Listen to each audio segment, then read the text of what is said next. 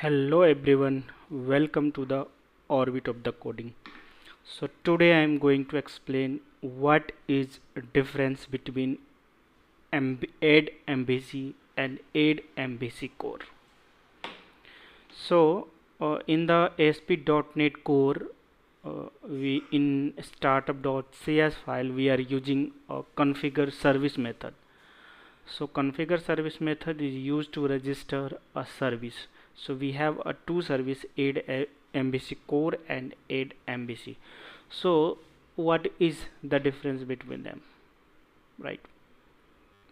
So I am going to explain that point. So here you can see that in the home controller I have created a two action method, addMvcCore and addMvc.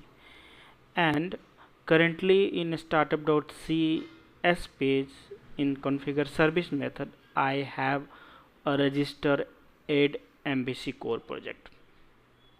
So MVC project is totally rewrite .NET framework. It's write the scratch from the Microsoft, and it is very useful service provided. The one of services I like the pre-built dependency injections, right? So I'm going to explain the what is difference between them. So if you register addMvcCore, then it's only limited service usage of MVC. You need to add manually service in the configure service. So I'm going to show the output here. So what is the exactly output we are having? So once we registered addMvcCore, so I already like a screenshot the outputs. So because when I build the application it gets sometimes consuming sometimes, and today my system is too slow. So we got the result. So addMvcCore is run successfully when we register addMvcCore applications, and in the MVC you can got the exceptions because the MVC all the MVC feature are not added when we register only ASP.NET Core application.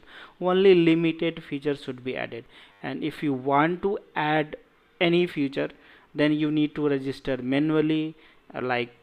You need to, like, you don't want to add MVC, like if you don't add MVC, and you can use addMvcCore configure service.